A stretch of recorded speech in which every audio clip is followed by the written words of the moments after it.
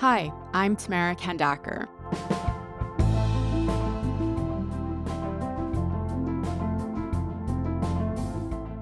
Отношение к смерти.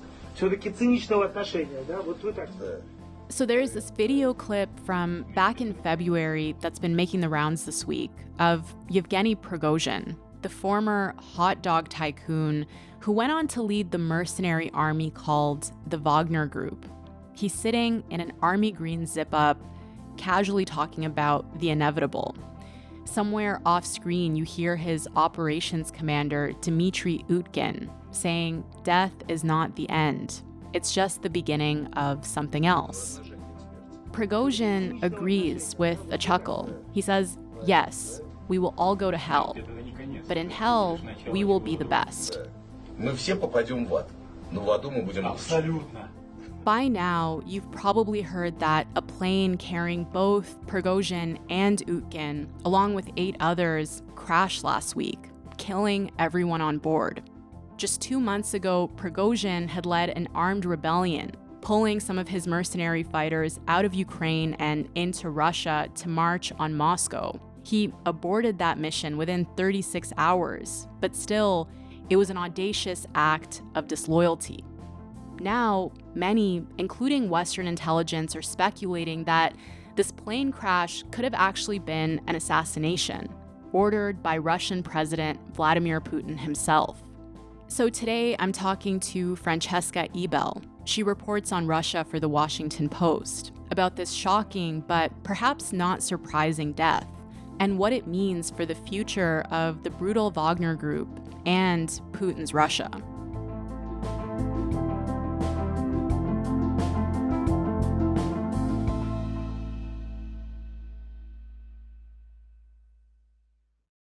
Hi, Francesca. Thanks for being here.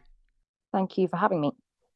So we should say that we're recording this on Sunday afternoon, and obviously the story is still developing. But at this point, what do we actually know about the crash itself? Well, this morning, Russian investigators confirmed the deaths of Prigozhin, his second-in-command Utkin, and all of the 10 passengers that were on the plane manifest. That is following DNA tests of the victims. And we still don't know a specific reason for the crash. Russia's investigative committee say that they are continuing their investigation into the causes of the crash, but many analysts do believe that the true causes of this will never be known because Russia historically has had this opaque and very politicized investigation system. So as it stands, we don't know, and whether we will ever know is an open question. Right.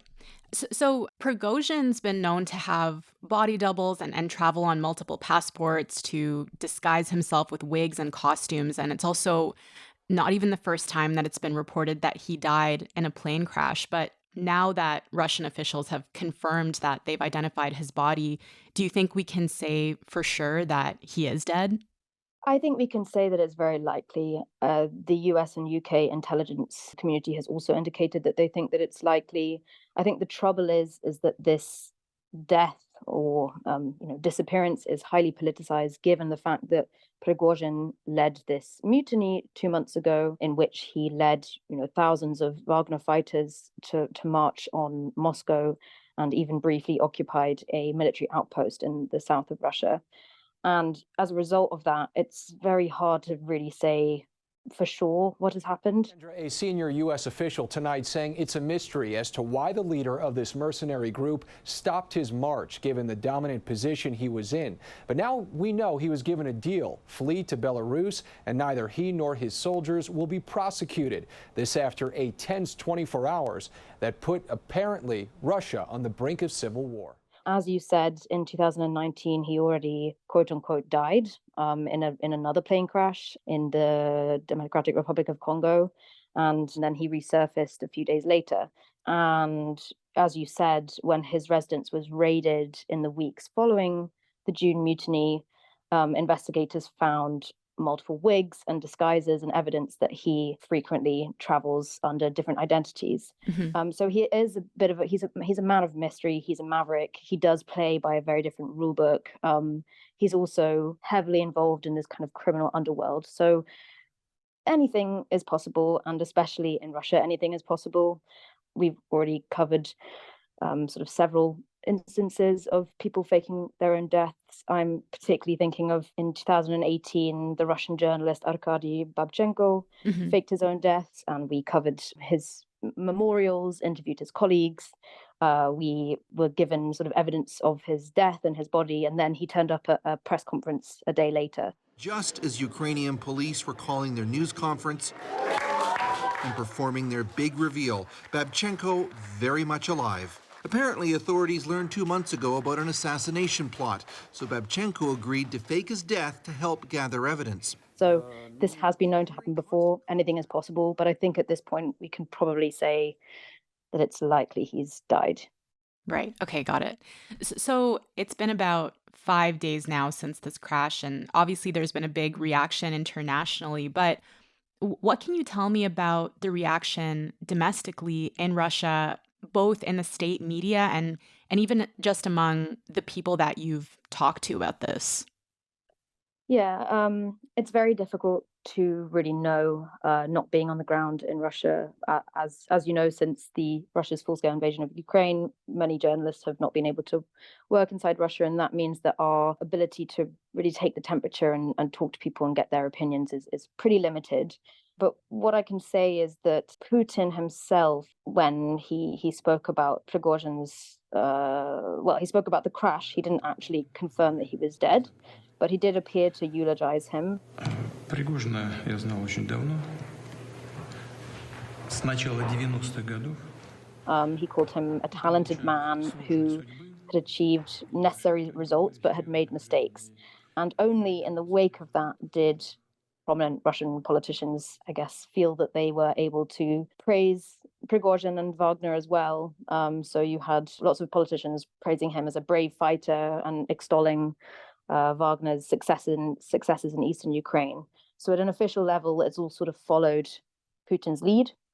But in terms of the general public, there have been a number of makeshift memorials that have kind of cropped up all over Russia, particularly in St. Petersburg and Moscow. And lots of people have been laying flowers.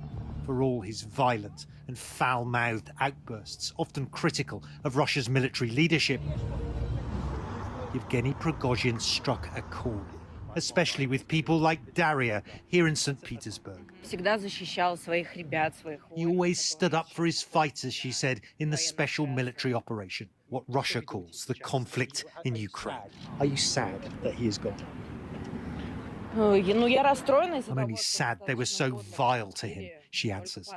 You know, Prigozhin did enjoy a certain amount of popularity, especially amongst those from the sort of more nationalist groupings of people and people that really believed in what Wagner was doing and actually believed that Putin and the Kremlin weren't going far enough in Ukraine. Those groups of people will be shocked and saddened and angered by his death. There's even been videos of mercenaries kneeling and weeping at some of these memorials. And yeah, as I mentioned, if you look at the figures on the sort of far right of Russian politics, and particularly these pro-war military bloggers, there is a certain amount of shock and anger because Prigozhin really was a figurehead of this movement, and he's gone now. And actually, this group of people, I think, is feeling very vulnerable right now. Not only do you have Prigozhin and the top Wagner commanders now dead, you also have other far-right ultra-nationalist figures such as Igor Girkin, who was a sort of former Russian security agent that led the separatist war in Ukraine in 2014 and is a potential war criminal. And he was imprisoned a few weeks ago or a month ago. And so now you're kind of seeing a lot of these figureheads either dead or imprisoned or put out of action. So they are definitely in a vulnerable position and their days are probably numbered.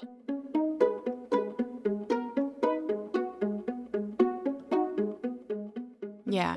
And I want to talk a bit more about the critiques that Prigozhin was making and the people who were supporting him and like what happens to them in a bit. But given that this plane crash happened 2 months after Prigozhin led this mutiny, there's been a lot of speculation that Putin was behind his death. And even though he's offered praise in the eulogy that you mentioned, could you explain why people think Putin might be behind this? Yeah, Vladimir Putin takes betrayal very seriously. It's his major red line. And Prigozhin, who is formerly a close ally of Putin, he was previously known as Putin's chef because he had a number of catering contracts and was known to serve him food at the restaurants that he owned. So he's had a historically very close relationship with Putin, and he benefited from that relationship, not just by being given these massive contracts, but being allowed to create Wagner in the first place. And this was why this mutiny 2 months ago was so shocking and so sort of it didn't come out of nowhere in any way. But if you track Prigozhin's history, for him to end up doing this is very, I don't think anyone saw it coming, and least of all Putin, most likely. And in the sort of first day of this mutiny, it was very clear how shocked Putin was. He gave this, it's very rare for him to give a televised address, but he did. And he called the mutiny a stab in the back, and he called it a betrayal. It is an attempt to subvert us from inside. This is a stab in the back of our troops and the people of Russia. And he promised a very serious retaliation against the people that took part in this mutiny. Now, when this mutiny was halted after 36 hours, and there was this deal that was brokered by Belarusian leader Alexander Lukashenko, everyone was very perplexed because Prigozhin, he was sort of let off, and he promised to halt the mutiny, and in return, he was supposed to go to Belarus with his fighters, and all charges against him were dropped.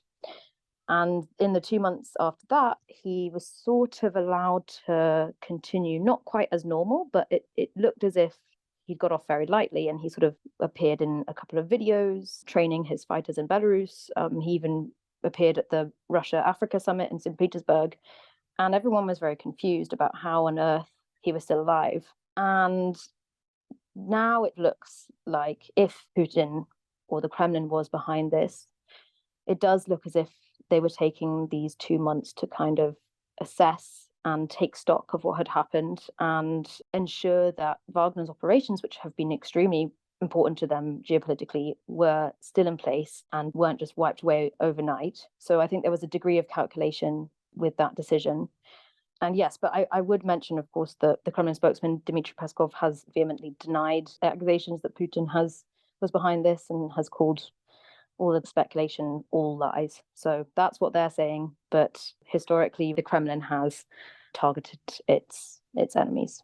Yeah, I was going to mention there's a growing list of people who've died or were attacked under suspicious circumstances after undermining Putin and the Kremlin, right? Russian state news agencies report a Russian oil executive has died after falling out of a 6th-floor hospital window. A high-ranking Russian defense official is the latest to pass away under some very curious circumstances. Some at one point critical of the war in Ukraine, several died after falling through windows.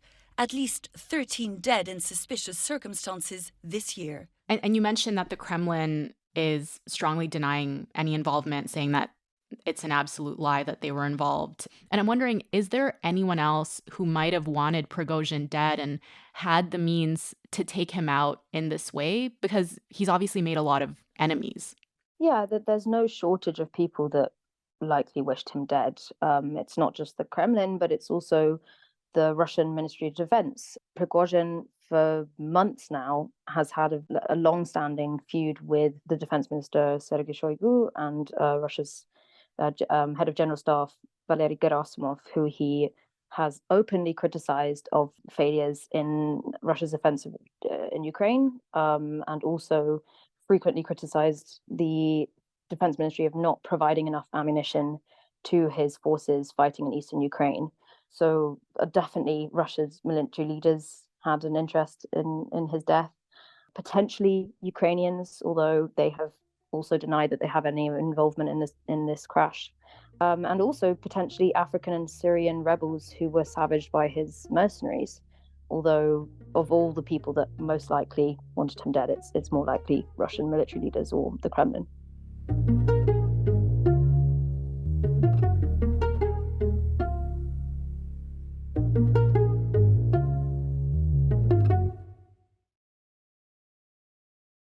You You mentioned that there have been these makeshift memorials set up for Prigozhin. He was one of the few people who was known to speak very frankly and critically about the war in Ukraine. And I'll just read a quote from him. He said, shortly before the attempted mutiny, the oligarch clan that rules Russia needed the war. The mentally ill scumbags decided, it's okay, we'll throw in a few thousand more Russian men as cannon fodder. They'll die under artillery fire, but we'll get what we want. And so now that he's gone, might that critique live on?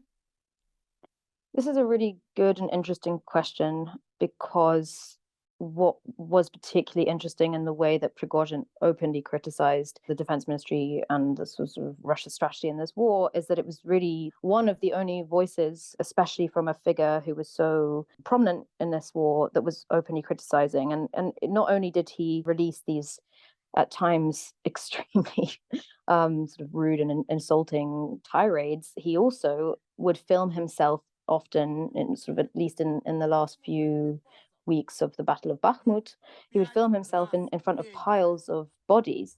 Они пришли сюда добровольцами и умирают за то, чтобы вы жировали. Which was pretty dangerous for the Kremlin and the Russian military elite, because they have worked hard to pretend that their losses are very minimal. I mean, I think the UK and the US have estimated that Russia's death toll is in the many tens of thousands, whereas Russia's official death toll at this point is only a few thousand.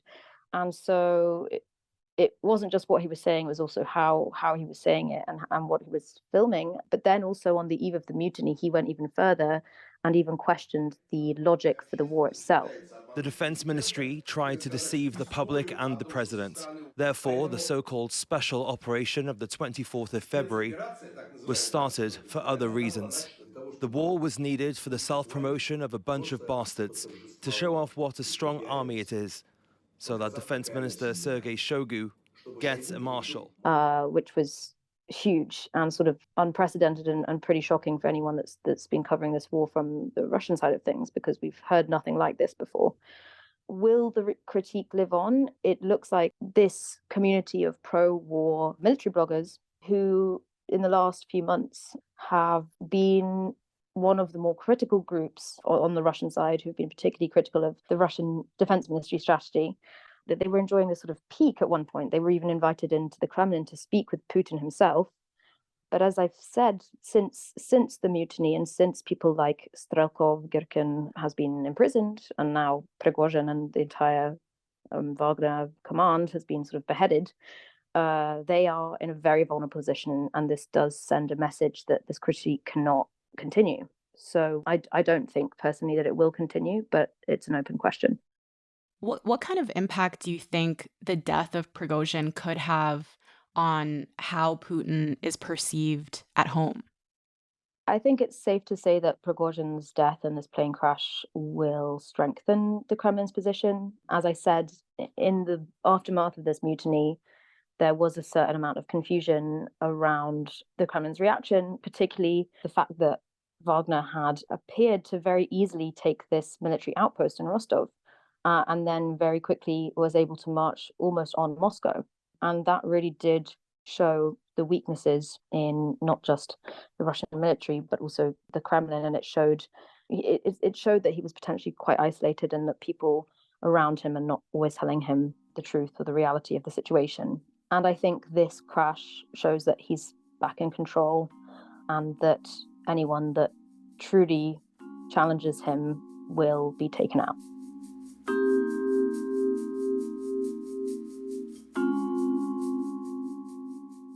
So after the rebellion 2 months ago, many Wagner fighters relocated to Belarus, and a number of them are still deployed across Africa and the Middle East. So what happens to the Wagner Group and its fighters around the world now?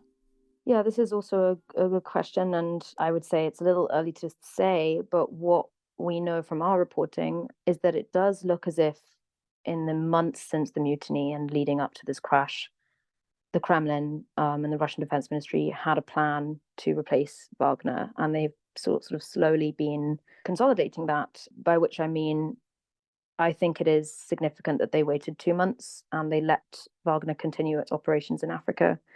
And there was no movement to like swiftly liquidate any of those operations. Many analysts have told us that there is a plan for groups associated with the Russian Defense Ministry or the Russian Defense Ministry itself to assume these operations bit by bit. In the last year or so, Russia has created its sort of new private military companies. There's groups such as Convoy and Redoute who have sort of cropped up in the last year that are linked to and contained by the Russian Defense Ministry and 100% loyal, whereas Wagner was led by Prigozhin and had this kind of more sort of freelance structure and attitude, right?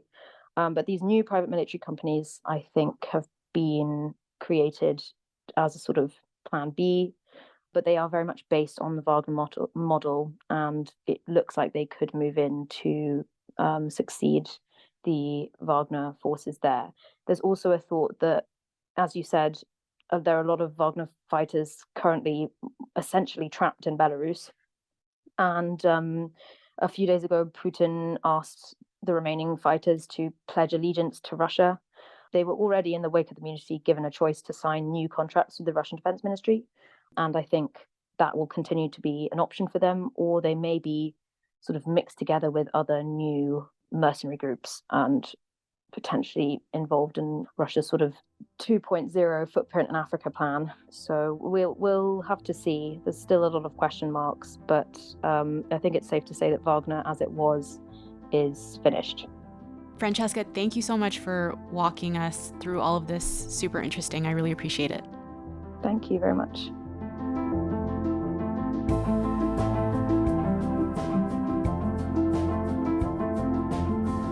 All right, that's all for today. I'm Tamara Kandaker. Thank you so much for listening, and I will talk to you tomorrow.